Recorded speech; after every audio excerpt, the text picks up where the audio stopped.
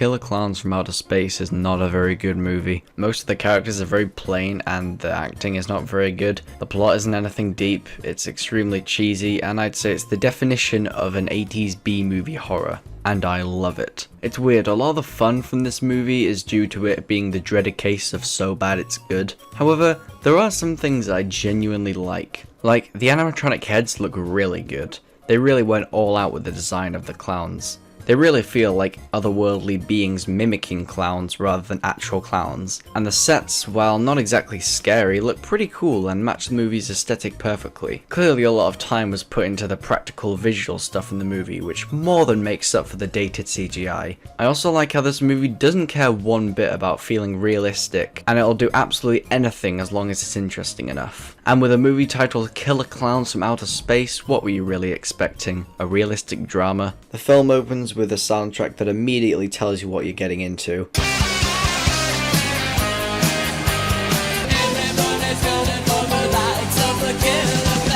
Unironically, it's an absolute jam. Two teenagers are making out, and we are introduced to the two second best characters, two brothers who sell ice cream. Everyone's favorite frozen delight, the Lick-a-Stick. They don't really do a lot in this movie, but I love them all the same. The two teens, Debbie and Mike, see a giant shooting star and they decide to go and take a look at it. But first we need to see what this wacky old man thinks of it. But before he can get to the shooting star, he finds a circus, and his priorities seem to shift a bit. It is now when we get a reveal of the clowns, and they look pretty gross, in a good way. This poor dude gets shot with a ray gun.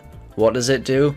Well, my friend, you'll have to find that out soon enough. Then we cut back to Debbie and Mike. They also get distracted by the giant circus and they decide to go inside. But after seeing all this stuff that doesn't feel quite at home at a circus, Debbie decides that something sinister is going on. But Mike isn't so convinced, until he rips away a piece of cotton candy and finds a red gelatinous face.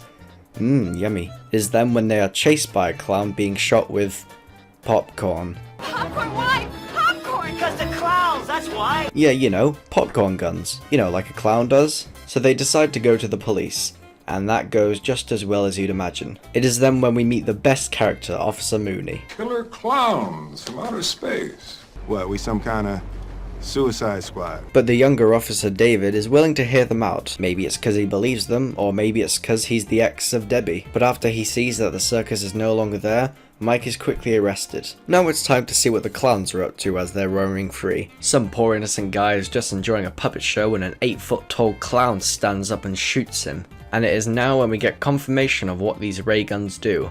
They turn people into cotton candy cocoons to feed on. Another girl gets cocooned after what she thought was a perfectly normal delivery. Oh, pizza.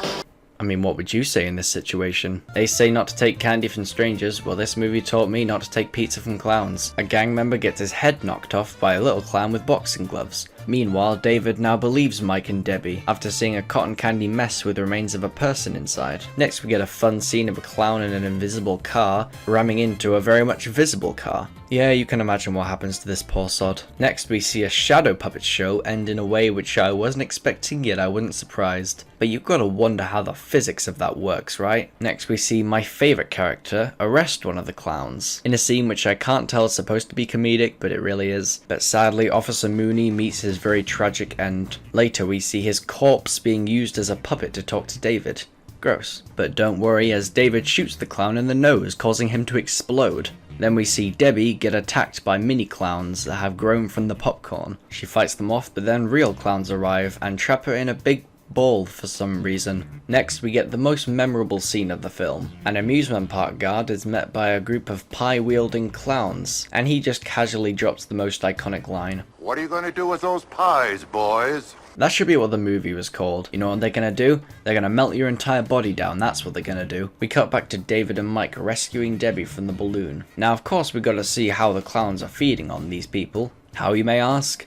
Silly straws. Hey man, that's gotta be bad for the environment. Have you considered switching to paper straws or metal or even bamboo? But it's time for the final boss clown, and he's like big, like real big. But David pops his nose with his badge, causing the entire ship to explode, and the killer clowns are no more. So is this a good movie?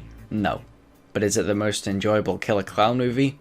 Hell yeah. The concept of a killer clown frankly is kinda hard to take serious. I'm sure it was actually scary one day, but this movie is perfect for the subgenre. It's barely a horror, it's mostly all comedy. And yeah, a lot of the characters are plain, and they have no character arcs. The acting is bad.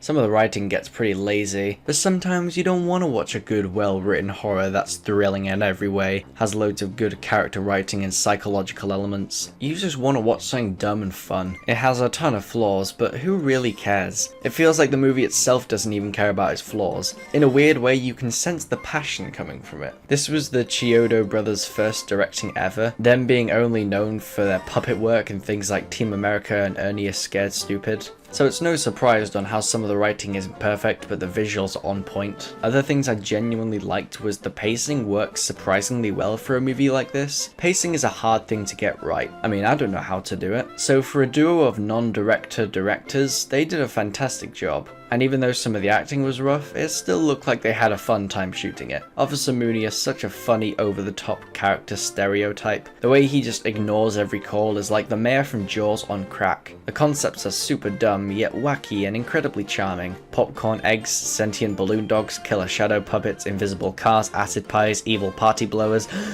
detachable limbs, and encasing people in cotton candy. To name a few. So to sit down and critique the movie's plot, it gets the 3 out of 10. But as a sit down, turn your brain off comedy, 8 out of 10. Would clown again. After seeing all this stuff,